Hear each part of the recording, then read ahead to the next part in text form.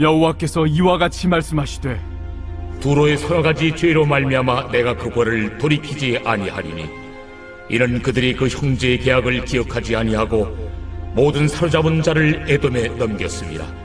내가 두로 성에 불을 보내리니 그 궁궐들을 사르리라.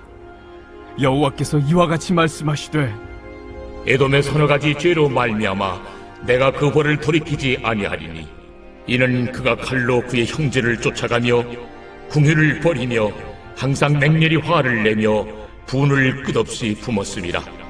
내가 대만에 불을 보내리니 보스라의 궁궐들을 사르리라.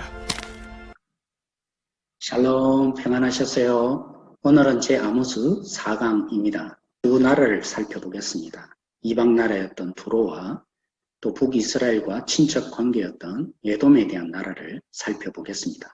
먼저 두로에 대한 나라를 살펴보게 될 텐데요. 다른 나라에 대한 메시지와 몇 가지 차이점이 있는 것을 우리는 발견할 수 있습니다. 처음에는 다 같이 여호와께서 이와 같이 말씀하시되 라고 시작하고 다른 심판의 메시지도 여호와께서 말씀하셨다 라고 끝이 납니다.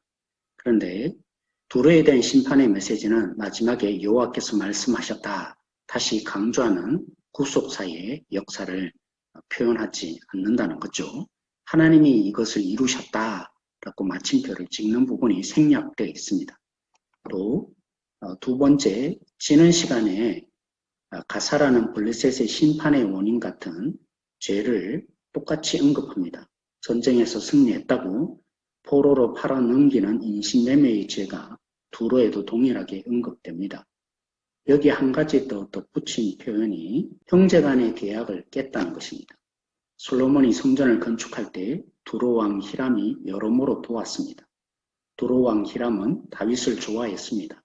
그걸 알고 있던 솔로몬은 두로왕과 조약을 맺고 두로 출신의 장인들과 노동자들을 성전을 짓는 데 고용했습니다.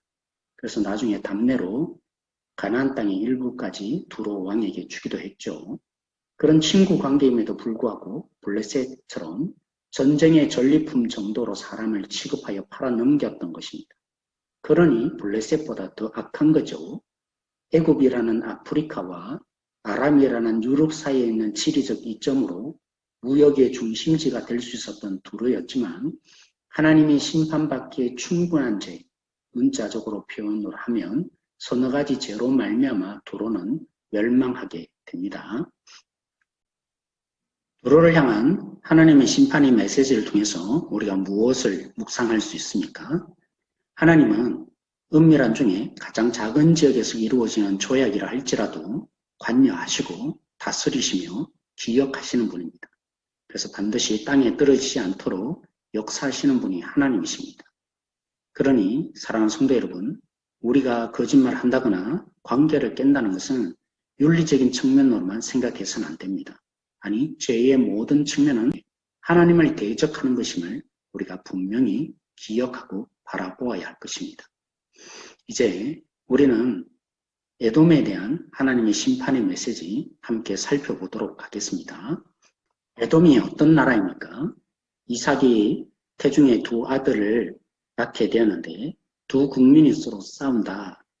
장자였던 에돔이 먼저 나오려고 했고 차자였던 야곱이 또한 싸우면서 먼저 나오려고 했죠. 결국 야곱이 이 에돔을 속여서 에서를 속여서 장자의 명분을 팔게 했고 아버지가 자신에게 축복하게 한 나라. 그래서 이 에돔이라는 족속은 피해의식이 굉장히 강한 나라였던 것입니다. 에스겔서 35장에 보면 기원전 586년 바빌론에서 유다가 멸망하지 않습니까? 그것을 옆에서 지켜보았던 에돔이 너무나 기뻐했다고 했고 결국 왕과 지도자가 없는 그 땅을 침범해서 탈취하기도 할 정도였습니다. 이것을 아모스를 통해서 적나라하게 표현하며 왜 에돔이 멸망할 수밖에 없는지를 나타내고 있습니다. 그것이 무엇인지 한번 보실까요? 남자와 여자를 칼로 죽였습니다. 본문에는 형제만 칼로 죽였다 나와 있는데 제가 왜 여자도 칼로 죽였다 표현합니까? 극렬이라는 이 단어는 여인이라는 단어와 발음이 비슷합니다. 자매를 하지 않고 여인들이라 라고 표현한 것도 의도적인 표현인 거죠. 그래서 남자만 죽은 것이 아니라 살려달라고 예언한 여자들마저도 무참히 살해했다라는 의미로 보시면 되겠습니다. 그들의 피해의식은 영원한 목마름이 해결되지 못한 잔인한 짐승과 같았습니다. 또 우리 번역에는 분노라고만 되어 있는데요. 원래 본문은 코에서 불길이 나왔다라고 되어 있습니다. 여기 있죠? 코에서 불길이 나왔다. 항상 화가 치밀어 오르는데 오죽했으면 코에서 분노의 기운이 불기둥처럼 치솟았겠습니까? 자신에게만 집중한 역사가 결국 자비를 호소하는 여인들의 부르짖음에도 무참히 짓밟고야 말았습니다. 이에 하나님도 분노를 터뜨리십니다. 흔히 왕의 대로라고 하는 대만, 보스라, 이 지역 에돔의 가장 중요한 도시 대만과 보스라를 하나님의 분노의 불로 집어삼킨다고 하십니다. 사랑하는 성도 여러분, 하나님은 은밀한 중에 있는 모든 것도 다 보시는 하나님이십니다. 작은 것도 지나치지 않는 하나님이십니다. 이사야 49장 14절 15절에 보면 하나님이 이렇게 약속하십니다. 어미가 산통을 겪고 낳은 아이 결코 잊지 않는다. 몸에 새겨져 있는 아이이기 때문이겠죠. 그런데 그 어미가 있는다 할지라도 나는 너희들을 내 손바닥에 기록하여 결코 잊지 않겠다. 하나님이 약속하셨습니다. 하나님은 더한 일을 하셨죠. 손바닥에 기록한 정도가 아니라 십자가에 그 아들을 매달아 마음 깊숙이 기록해 놓으셨습니다. 이런 하나님의 약속을 바라보는 성도라면 에돔처럼 피해 의식 속에 살지 않습니다. 언젠가는 두고 보자 이랬던 자도 하나님의 십자가의 맹세 속에 기록해놓은 모든 것을 알기 시작하면, 보기 시작하면 용서할 수 있으며 하나님이 이 일들을 통해서 어떻게 앞으로 이 모든 복의 통로로 우리를 삼으실지 기대하며 바라보는 넉넉한 마음이 생기는 성도가 되어질 줄로 믿습니다. 우리 함께 이 시간 같이 기도하십시다.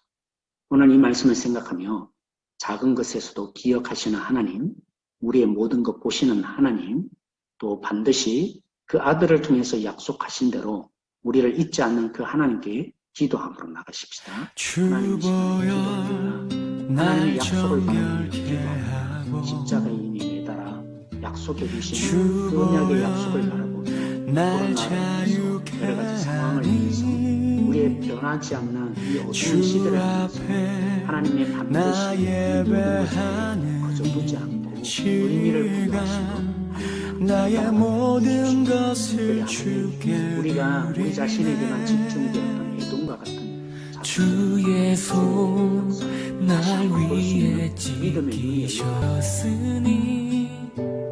이제는 내가 사는 것이 아니요 오직 주를 위해 사는 것이라.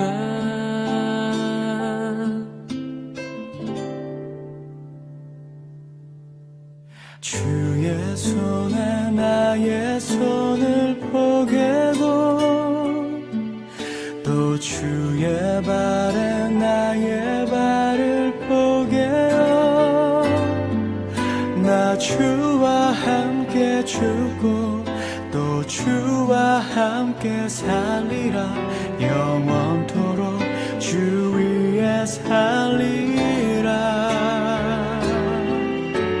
주의 손에 나의 손을 포개고 또 주의 발에 나의 발을 포개어